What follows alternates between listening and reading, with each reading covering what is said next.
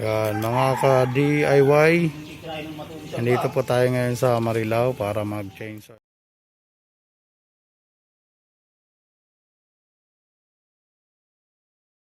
Buksan na natin ang hood at tatanggalin.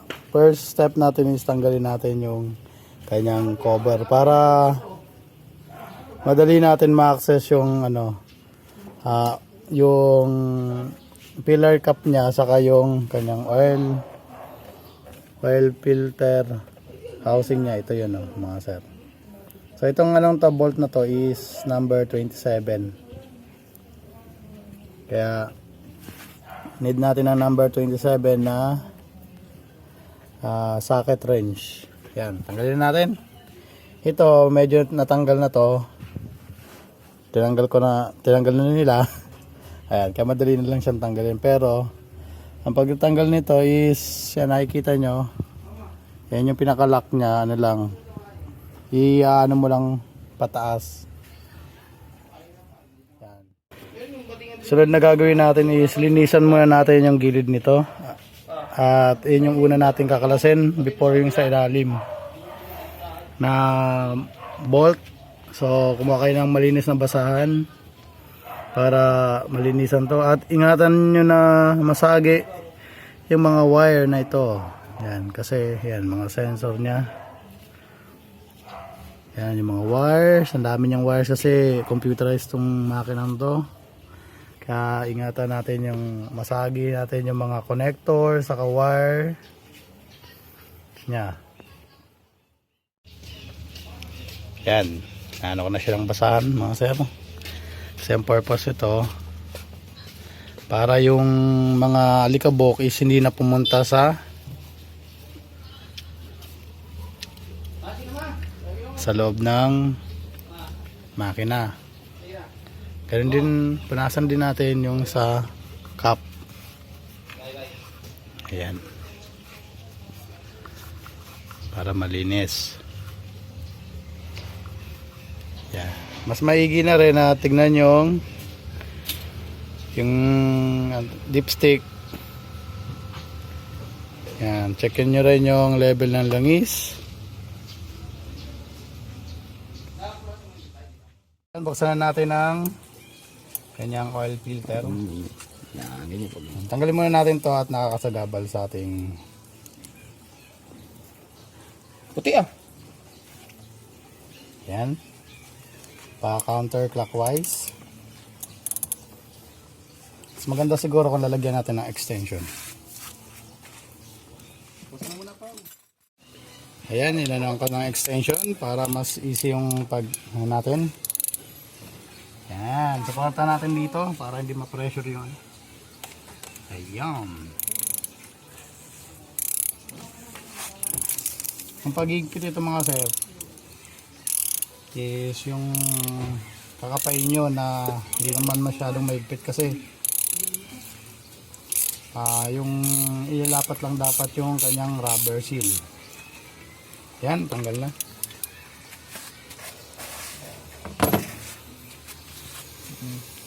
Tingnan natin.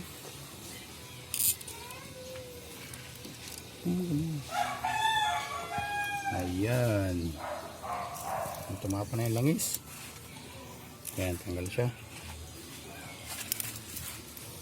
Tapos muna natin. Kasi na. Oh, what? Pinasok na yan. Ayan. Wala tayong pansahod ka. Yan, may basa dito. Hihilahin lang natin yung mga sir. Yan, dahan-dahan na maano yung mga wire.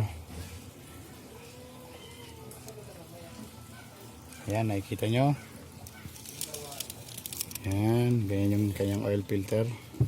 Lagay muna natin dyan at kukompare natin sa ating nabili. Ayan. Oh, same ba? Press. Yan, same. Ayan na natin.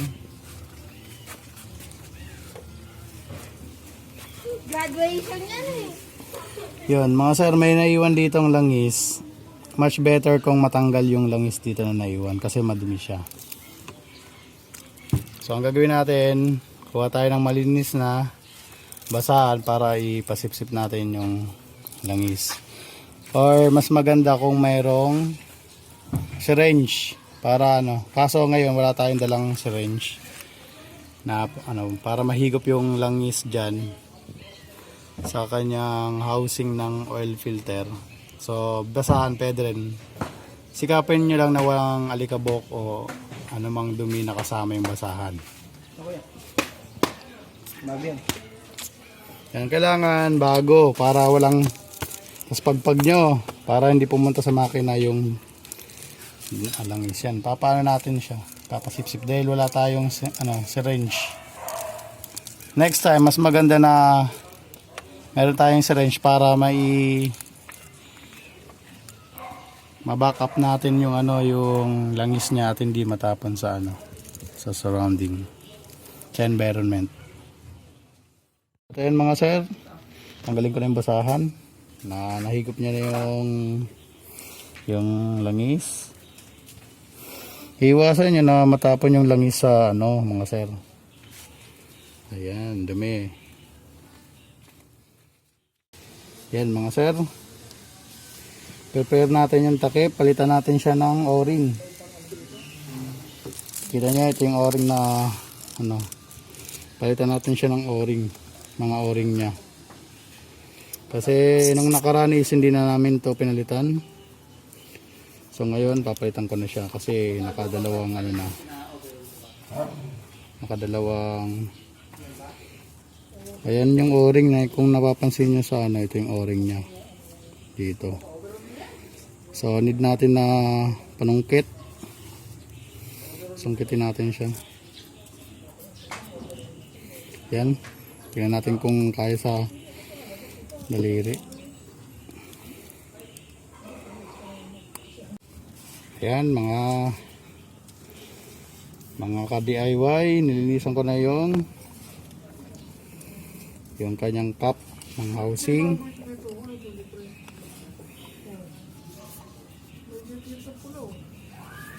Ayan. Tatanggalin natin yung o-ring na maliit dito. So pwede na dito. Yan, pwede natin ilagay yung o-ring na malaki dito sa kanyang kinalalagyan dati. Dito yon sa may groove na to. Mag-iingat kayo mga sir, baka may ilagay nyo sa ibang pwesto dahil marami siyang groove dito natin lagay sa groove na to kasi sa tamang kinalagyan niya dito sa makapal. Yan, kaya dapat tatandaan nyo kung saan nyo tinanggal. Yan, pwede nyo rin naman na hindi mo napalitan kapag first na nung nakaraan hindi ko na to pinalitan.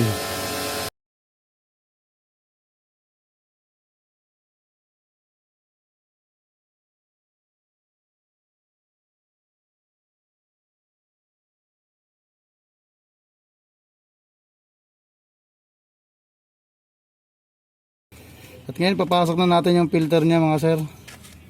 Siguraduhin niya na walang na dumi. Yan, diretso lang natin. Kaya mas maigi yung mga surroundings ng paligid ng natin is malinis kasi kapag nasagi nyo malalaglag yung dumi. Katulad dito. Kaya kailangan malinis yan, linisin nyo.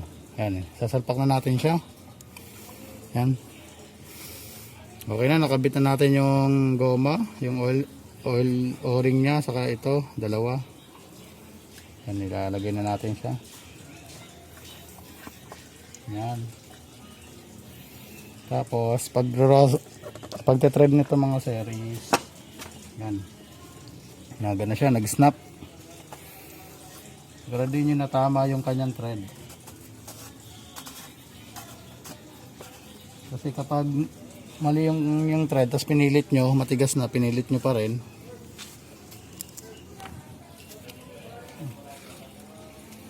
baka malaos thread. Ayan, higpitan na natin siya ng ng ating ratchet.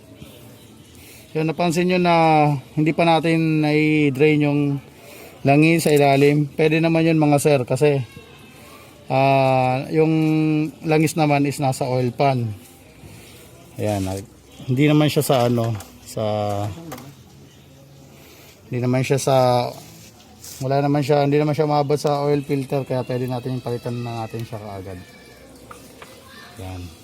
At huwag nyo kalimutan na linisan muna yung mga langis na tumapon para kapag umilalim kayo hindi kayo tatamaan ng langis.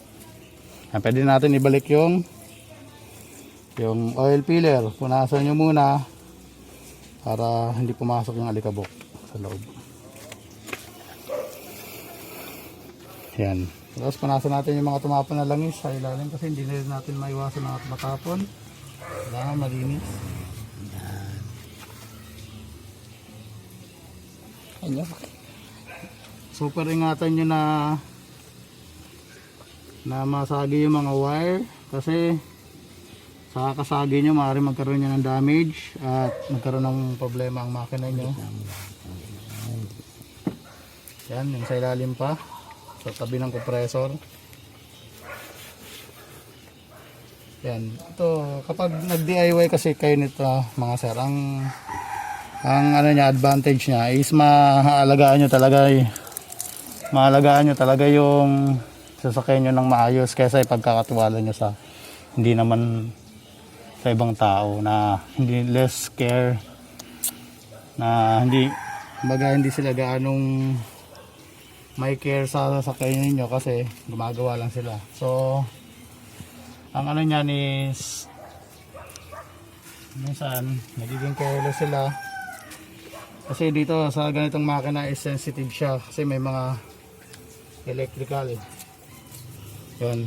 Pwede na rin kayong punasan nyo rin yung mga part ng makina para magandang tignan. At ganoon din yung mga natapon na langis, dapat talaga mapunasan kasi mag-aalikabok yan. Yan. Ngayon, pag higpit nito is hindi ganong mahigpit. Sakto lang mga sir. Yung lumapat lang yung kanyang goma. Kasi hindi naman matatanggal to kahit nag-vibrate ang makina. Kaya hindi nyo dapat higpitan ng todo.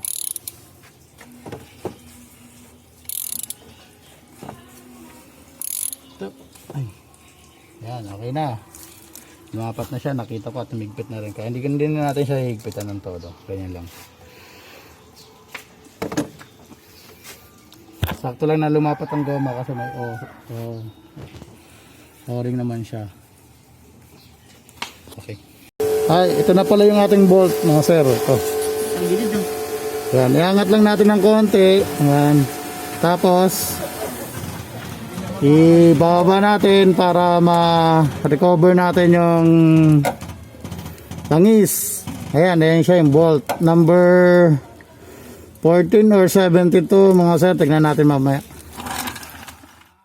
Ayan mga sir, set up na rin natin yung ating crocodile jack pang support. Nilagay ko siya dito sa solid part na ano ng makina. So kailangan nasa solid part niya siya may lagay. Yung tinatawag na jack points niya. Tapos ito liwagan natin sa pamamagitan ng ating breaker bar na may 17 na range, socket range. Yan, kita nyo, hindi natin masulpak. Ayun, so medyo ano siya, napa natin ng magandang posisyon. Ayan, ganyan siya sir. Ang palawag counterclockwise sa bolt. Yan, pag ganito siya. So ayan natin siya. Yan. Dapat hindi gaanong mahigpit para hindi ma-damage yung kanyang washer saka yung mga thread niya. So ilagay na natin yung ating pansamantalang oil catch fan dahil hindi natin nadala yung ating fan na pang ito na lang muna gagamitin natin. Yan, tanggalin natin at simulan na pakawalan. Before pala natin pakawalan yung langis dito, dapat luwagan natin yung takip, yung filler cap So lulugan ko muna yung filler cap pero hindi pwedeng hindi ko tanggalin basta makapasok lang yung hangin. So yun.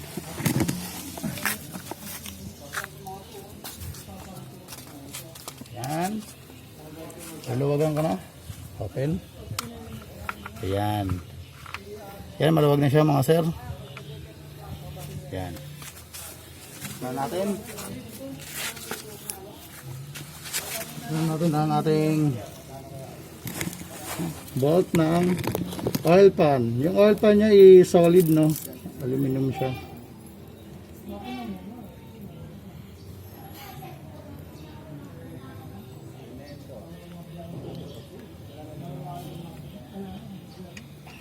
Ayan.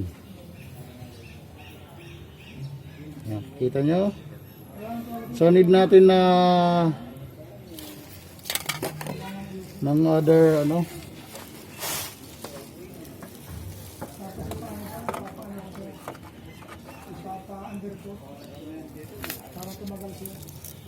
Ayan, dahil 5 liters hindi kasi yung ating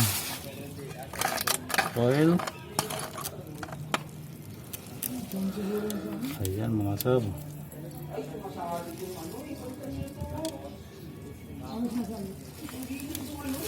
Ayan, linisan natin yung kanyang bolt. Ayan na. Puno pa yata yung ating lagyan.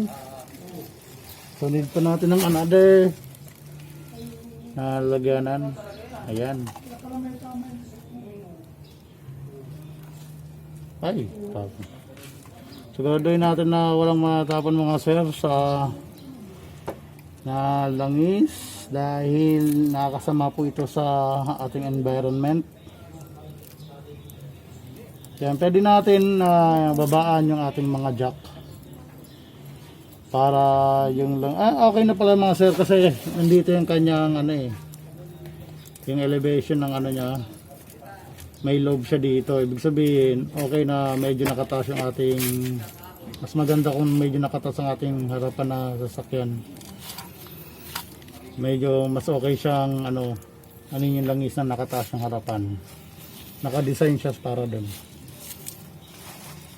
Ayan mga sir, kakabit ko na ang bolt ng sa ano oil pan niya. Yan, ayun yung oil pan, medyo pumapatak-patak pa ng konti. Kung marami kayong time, mas maigi na i-overnight nyo siya kung gusto nyo. Pero dito sa atin, okay na siya. Medyo patak-patak na lang. At abutan na kaming ulan. Napansin nyo rin na tumapon yung ating langis kasi may butas pala yung ating ano. So, kailangan natin recover yan. So, magitan ng karton. Papakita ko mamaya sa inyo pag-recover natin ng langis. Kasi hindi siya pwedeng hayaan lang. Illegal po yung ganyan. Hindi pwede dapat nagtatapon ng change oil sa ating mga kanal at sa mga ilog. O kaya sa basurahan, hindi rin pwede. Nabibenta po ang pinagpalitan ng langis. Kaya need natin na ilagay sa isang container para may pabenta natin pag napuno. Ang isang container is nagkakalaga ng 250 pesos. Yan. Kung marami tayong panahon, pwede natin na hayaan lang mag-drip yung kanyang langis. Pero ngayon, medyo nagmamadali tayo, pwede natin siyang takpan na natin. Kaya malinis na ang ating bolt. Tapos, higpitan na natin mamaya-mayang konti. Yan mga sir. Sigurado yung makuha natin yung tamang yung thread. Yan, nakuha na natin yung kanyang thread. Malambot lang dapat siya iikot hanggang doon sa sumagad yung ano.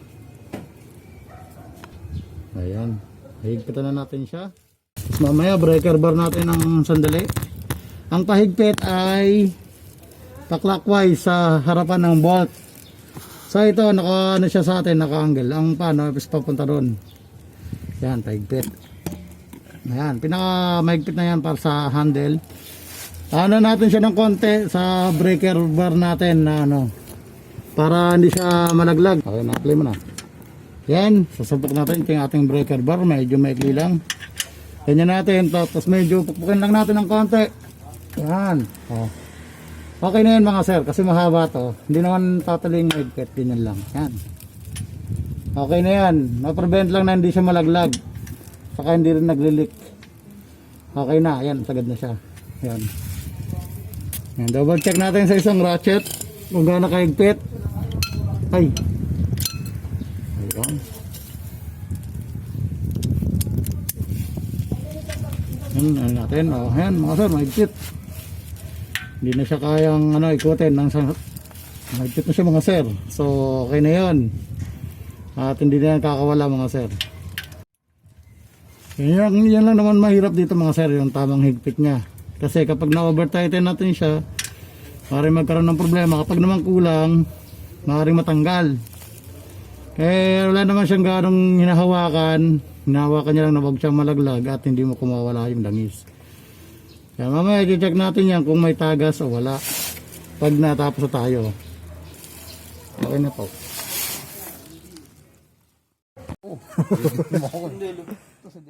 Ito ang ating langis. Papakilala ko sa inyo si Delo. Delo FGX. Delo Gold Ultra lang to ah. Okay lang. Ano ba dati yan? Dapat. At ayan mga sir. Lalagyan natin ng langis.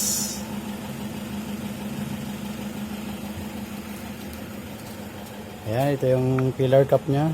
Isa natin. Ayan. At nalinisan ko na yung gilid nya. Tanggalan ng ayan, tanggalan ng alikabok. Tapos may improvise ako na panel. Ayan, syempre dapat malinis yung panel. Ayan, nilinisan ko na rin yan.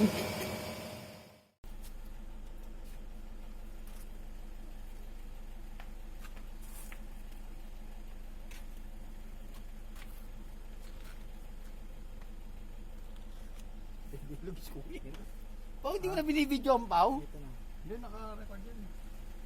Ayun, di naman kita yung pagbubuhos ng oil. No, kaya kayo. Ito, Dito man daw. Dito man daw. Dito man daw. may hangin ah. Yan. Diba? Ayan, nakikita yung mukha ko. Ayaw magpakita na yung Kajep. Oo naman. Ganyan lang oo. Ayaw ni Kajep pakita yung mukha niya. Parang may itim ang langis ko yan. Parang Sa mga hindi hindi dilaw. may team, dapat yung isa ang ginamit mo. Ay, hindi dilaw. Ayun mo to. Ganyan tayo siya. Kita natin.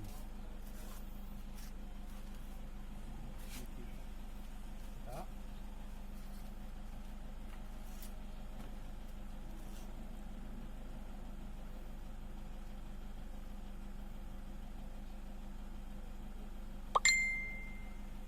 Oh. Umiyak na Kajep, si Melody. Bakit? Miyak na? Tagal mo daw mag-reply.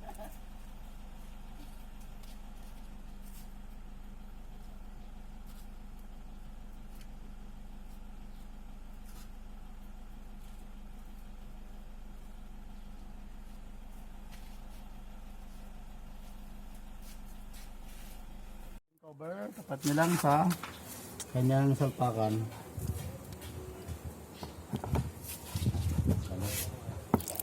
Ganyan, ganyan. Okay na.